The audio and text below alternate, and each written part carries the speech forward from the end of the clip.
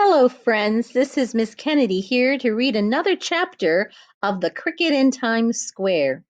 We left off in our story when Mario and Chester went to see Mr. Fong and he had a Chinese dinner. So we're on to a different kind of dinner this time, but with Chester's friends. This one's called The Dinner Party, Chapter 10. Late one night, Chester Cricket was very busy inside the newsstand. As soon as the Bellinis went home, he hopped out of the matchbox and began to clean up. First, he pushed in the box so its sides were even and then slid it over beside the alarm clock. Next, he pulled a piece of Kleenex out of the Kleenex box and dragged it back and forth across the shelf. When the shelf was dusted, he picked up the tissue in his two front legs and polished the cricket cage so that the bars shone. He wiped off the glass in front of the alarm clock and the radio too until he could see his own reflection. The dial of the clock was luminous and it shed a soft green light. Chester wanted everything to be perfect on this particular evening. There was going to be a party. It was exactly 2 months since Chester had arrived in New York, and the three animals wanted to celebrate the anniversary. Nothing too formal, of course, you understand, just a little dinner for everyone.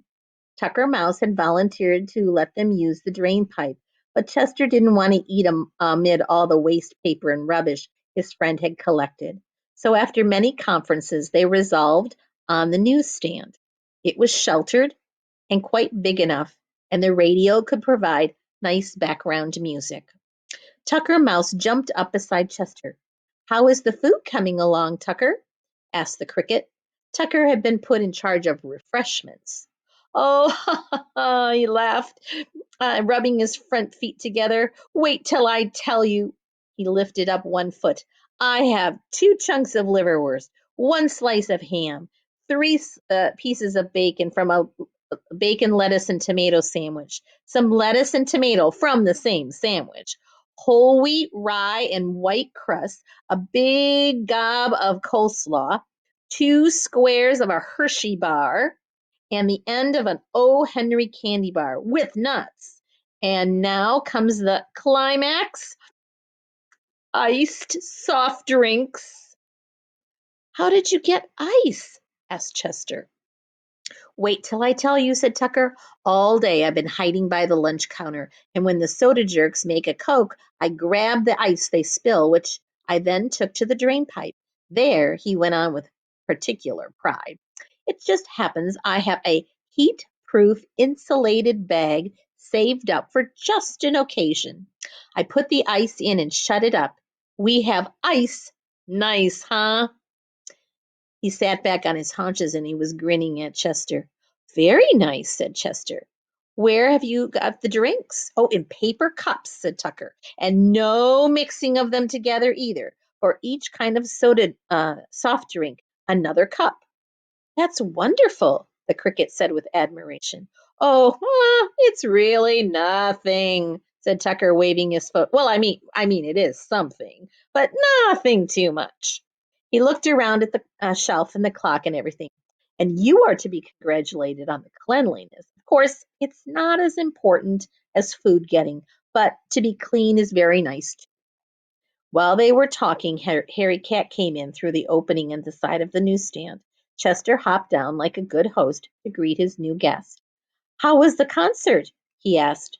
Harry had been down to Washington Square to hear an open-air concert of chamber music. How you can play chamber music outdoors, Chester did not understand. But it was New York, and anything could happen. "Very good," answered Harry, "but I don't think the violinist plays nearly as well as you do." It made Chester very happy to hear that, but he had to turn away so Harry wouldn't see him blush. "Harry, help me with the food," said Tucker as he jumped down to the floor and scurried over to the drain pipe. The mouse and the cat pulled all the different courses over to one side with the soft drinks so everyone could just go up and help themselves. It was buffet style. Tucker and Chester sat on the shelf, and Harry, who was taller, sat on the stool, but his head was on the level with the others. Tucker Mouse took great pride in cooling all the soft drinks. There were 4 cups, one with Coca-Cola, one with Pepsi, one with root beer, and the last one was orange pop. Tucker put a big piece of ice in each of them and then made a show of stirring them with a stick he had found that afternoon. Ah, he sighed, but where in New York could a mouse have ice in his Coca-Cola? We should have some music, said Harry, as he reached over and he flicked on the radio. First, they got a news report, but that wouldn't do for a party. Harry twisted the dial and went through a quiz show, an amateur hour, a play about the Deep South before he got to what he really wanted. Music is very nice for a party because it gives you time to eat your fill without having to make conversation. Harry Cat was working on his second piece of O. Henry candy bar when he suddenly stopped munching and listened to the tune on the radio that they were playing. His head began to sway back and forth from side to side. That's my favorite song, he said, beginning to hum along with it. Oh, sing it, Harry, said Chester Cricket. Oh, you really don't know what you're letting yourself in for, blurted out Tucker through a mouthful of bacon, lettuce, and tomato sandwich.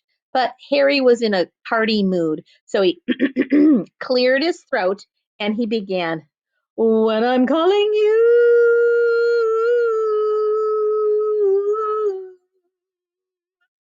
Harry had a delightful yowl that went very well with the lyrics of the song. You see what I told ya? Groaned Tucker. Harry went right on, however. Will you answer true?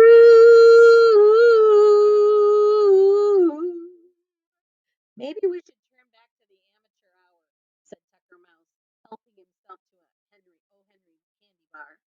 I think Harry sings beautifully, said Chester. You sing now, Chester, said Harry Cat. Secretly, the cricket was very anxious to perform for them. But he had to have some encouragement first. He limbered up his wings and said, It's not really singing, you know. Singing, playing, who cares as long as it doesn't sound like Harry, said Tucker Mouse.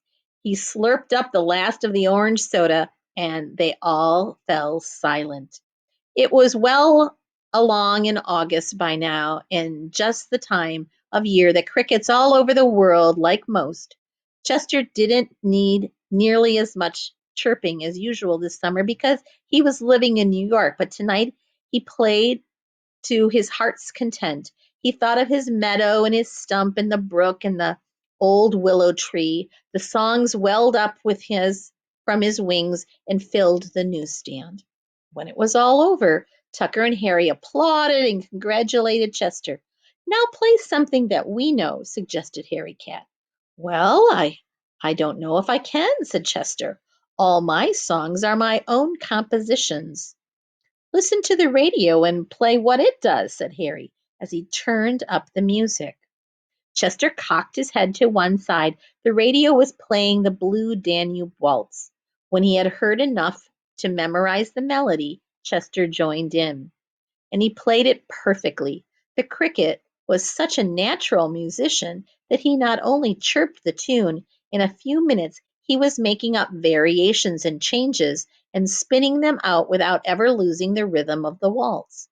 He found that by tilting his wings he could make the notes go a little higher or lower, just as he wanted. Chester got an ovation from his friends, Harry Cat, who had crept into the Metropolitan Opera House a few times and knew how people acted there and shouted, Bravo, Chester! Bravo! Of course, after such a sample of his talents for imitating songs, his friends insisted that he keep going on. Chester was happy to oblige. There's nothing like a good audience to encourage a performer. The next selection from the radio was a group of Italian folk songs.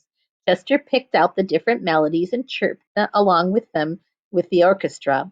After the folk songs came a group of operatic arias. It was easy for Chester to play the ones written for the tenors and the ones for the sopranos, basses, but he did not let he did them all beautifully. Each time he stopped after singing a new piece, the animals would shout, "More, more, more." So Chester went right on. How come now came the South American rumba? The rhythm was very tricky and it took the cricket a few minutes to catch on, but once he did, he never lost the beat.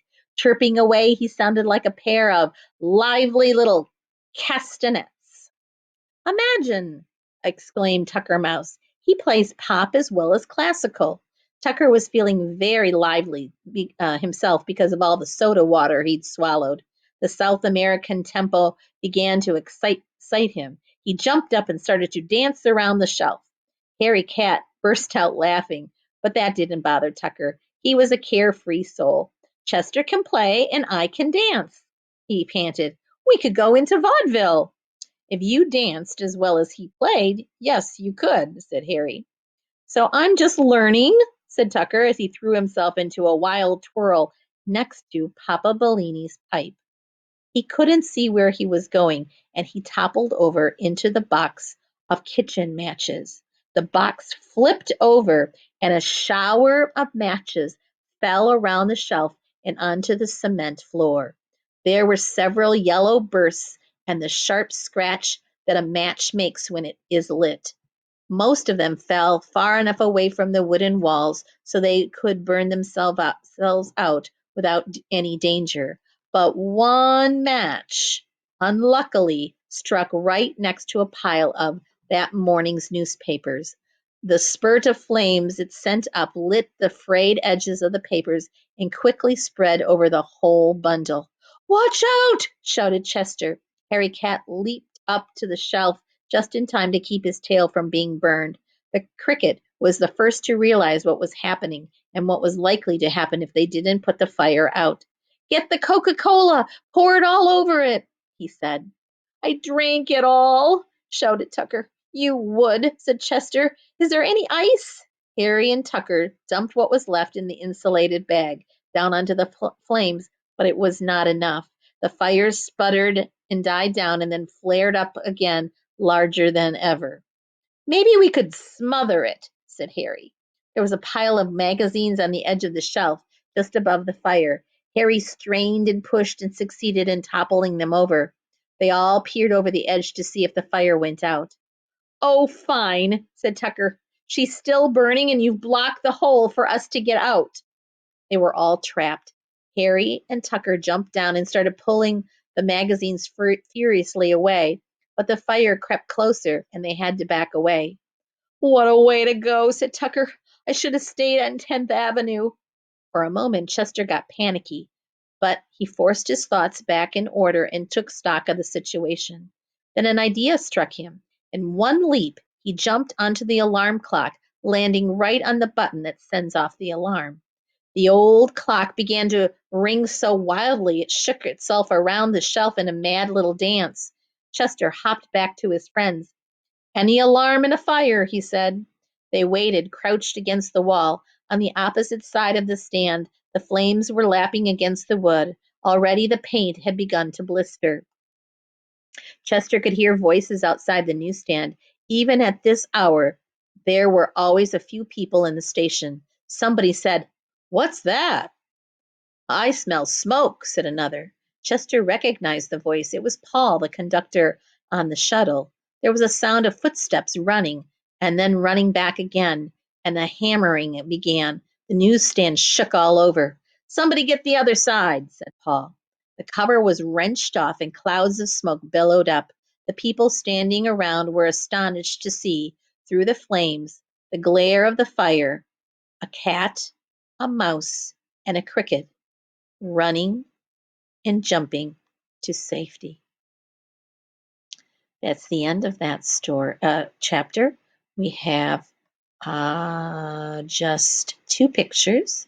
The first one is a cute picture of um, uh, they're the animals at their party, and Harry Cat is singing. Tucker is looking not so impressed by the performance. And then there is another picture of the fire as it's happening. Oopsie. They're trying to pull the magazines away from the hole as the flames are getting higher. Wow, I wonder what happens. They did get out because they put the alarm on, but who knows what would have happened. Boy, this is going to be an awful situation for the Bellini family. Well, until next time, I'm going to say goodbye for now. I hope you enjoyed the story. Take care.